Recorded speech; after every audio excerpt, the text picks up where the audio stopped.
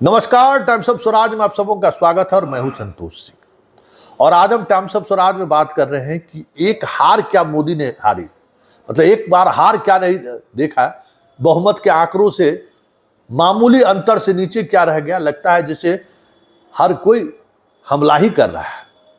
शुरुआत मोहन भागवत से हुआ, फिर ऑब्जर्वर अखबार से हुआ और अब इंद्रेश की बात आ गई कि राम के नाम पर जो राजनीति करने वाले लोग हैं, सीधा हमला है। मतलब मोहन भागवत ने भी सीधा हमला किया, ऑर्गेनाइजेशन अखबार ने भी, जो मुखपत्र है संघ का, वो सीधा हमला किया, और इंद्रेश ने भी सीधा हमला किया। तो आखिर मोदी पर ये सीधा हमला का वजह क्या है? क्यों संघ अचानक एग्रेसिव हो गया है मोदी पर? बड़ा सवाल है। क्योंकि जिस तरीके से रोजाना कुछ न कुछ बयान आ रहा है, ऐसे में मोदी के लिए ये जो टेन्योर है पूरा करना बहुत ही मुश्किल होगा। क्योंकि हर ऐसे राजनेता या ऐसे व्यक्ति जो मोदी के करीब माने जाते हैं, संघ के निशाने पर है। अमित मालवीय पर जो चार्ज लगा है, अभी भी अमित मालवीय सहज नहीं हुआ है कि बंगाल में ऐश करने जाते हैं। वो बंगाल में वो प्रचार और प्रसार के बजाय किसी और काम में लगे रहते हैं। उस मामले से अभी भी अपने आप को वो सहज नहीं कर पा रहे हैं।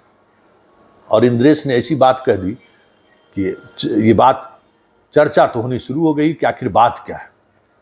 और ये भी तय हो गया है कि जिस तरीके से बयानबाजी चल रहा है, वो बयानबाजी अब बीजेपी के अंदर से भी आनी शुरू हो जाए तो कोई बड़ी बात नहीं होगी। क्योंकि बीजेपी के भी कई ऐसे प्रत्याशी हैं जो जिन्हें हार का सामना करना पड़ा है, जो जिनके शाह की जिद की वजह से नुकसान हुआ है।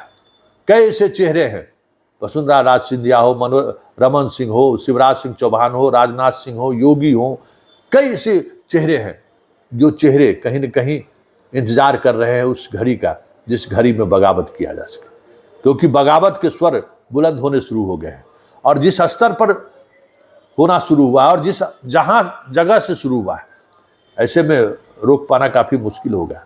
लेकिन पहली परीक्षा अध्यक्ष के चुनाव का है, और अध्यक्ष के चुनाव में जिस तरीके से संघ लॉबिंग करना शुरू किया, या संघ ने जिस तरीके का मिजाज बनाया है कि हम किसी भी स्तर पर कोई समझौता नहीं करेंगे, जो जिस व्यक्ति को हम चाह रहे हैं या जिसके लिए संघ के लॉबिंग कर रहा है या संघ चाह रही है, वो कैसे नहीं बने, इसकी कोशिश मोदी और शाह की तरफ से शुरू है। लेकिन संघ जिस अंदाज में घेराबंदी शुरू किया है, आने वाले समय में और इस तरह की घेराबंदी शुरू हो जाए तो कोई बड़ी बात नहीं होगी। हालांकि इसका असर सरकार के संचालन पर भी पड़ेगा, क्योंकि सरकार की कई नीतियों की अब खुलकर आलोचना होगी। और ये आलोचना सिर्फ सड़क पर ही, सदन में ही नहीं होगा, ये आलोचना संघ सड़क पर भी करेगी।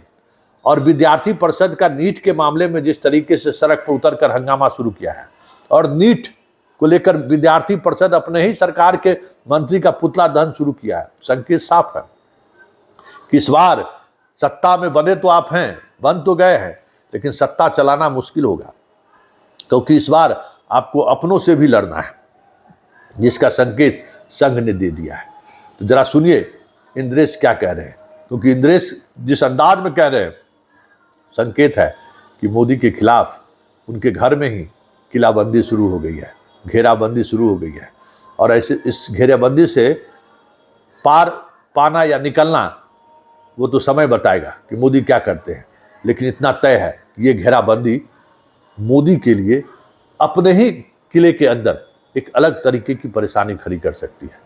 और जो अभी तक अपराजित दिख रहे थे, दूर दूर तक कोई दिख नहीं रहा था, वो अचानक इतने कमजोर दिख रहे हैं जिसकी कल्पना किसी ने नहीं की होगी।